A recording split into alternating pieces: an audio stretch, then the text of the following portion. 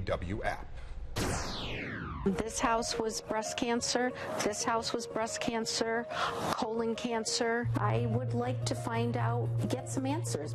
It's poisoning your own people. I mean, how crazy can you be? Cancer concerns in a community within Buffalo's largest suburb are very real.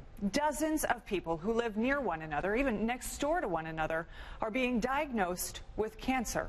People are scared, even hesitant to talk, out of fear that any attention could affect property values. But more than 700 people do feel passionate enough about this to join a group, together asking, is my community making me sick? We're talking about the Dana Heights neighborhood, which is loosely bordered by Sheridan Drive, Maple Road, Seabrook Drive, and Transit Road.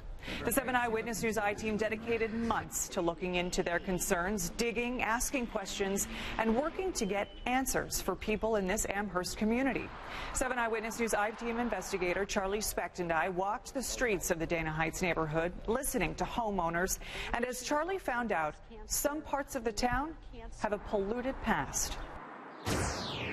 The state health department says it is not aware of a suspected cancer cluster in Amherst, but Maria Rivero isn't so sure. This house was breast cancer. This house was breast cancer, colon cancer. That house down that way was also another colon cancer. Rivero is one of 700 people who are members of a Facebook group about cancer concerns in Amherst, the Dana Heights Williamsville Cancer Research Project. Is there something in the soil? Is it just coincidental? I would like to find out, get some answers, maybe do a little investigating as to what's going on.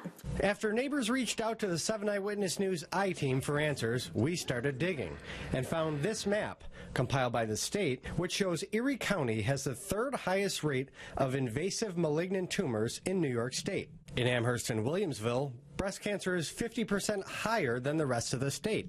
But experts say maps like these need to be interpreted with caution. That's because there are so many different factors that go into a diagnosis of cancer. You go to the street that you live on. I mean, how long have you lived there? How long has your neighbor lived there? Were they brought up there? Are the influence on cancer risk things that happen when you're a child or an adolescent? Those things are very, very hard to fathom out, and we actually frequently cannot fathom them out. There are rare cases, like living in a home with asbestos, where the connection to cancer is more clear. But making these connections with other environmental factors is exceedingly difficult.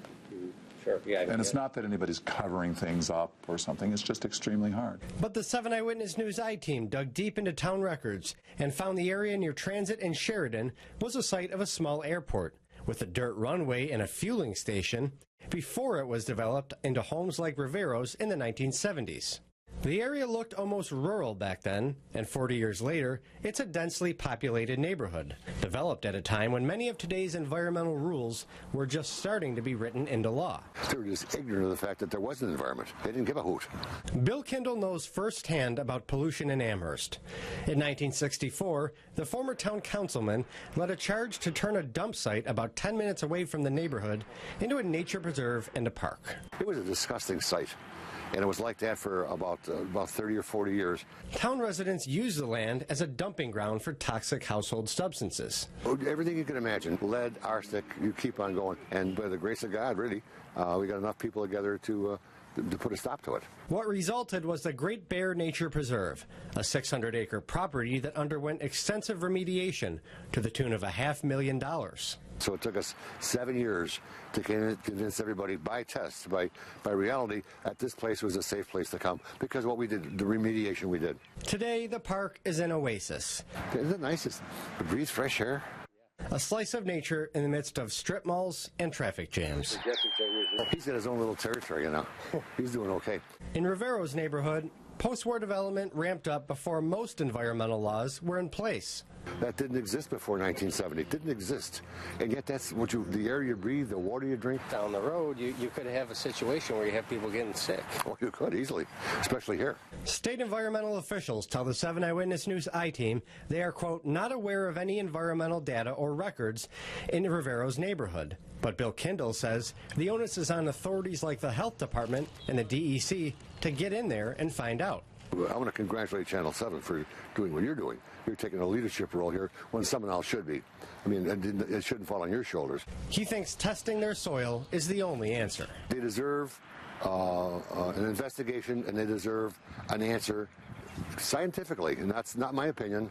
They deserve an answer to what's going on with their properties and what's going on with their health. Now, officials from the DEC did tell us that they would perform an investigation if, quote, sufficient evidence exists. Either way, our work is not done. Absolutely not. You know, we're going to follow up with the DEC, but we're also going to reach out to some testing companies, some researchers, to see if we can get to the bottom of this soil for these residents. All right, great work here, guys. Just keep digging, right? Yep. And our 7 Eyewitness News I-Team coverage continues right now on our website and WKBW app. That is where you will find pictures of the former airstrip and an interactive map to see the types of reported cancer cases in your neighborhood. We also want to keep this conversation going on our WKBW Facebook page. Share your questions there. The 7 Eyewitness News I-Team will keep digging. Next on 7 Eyewitness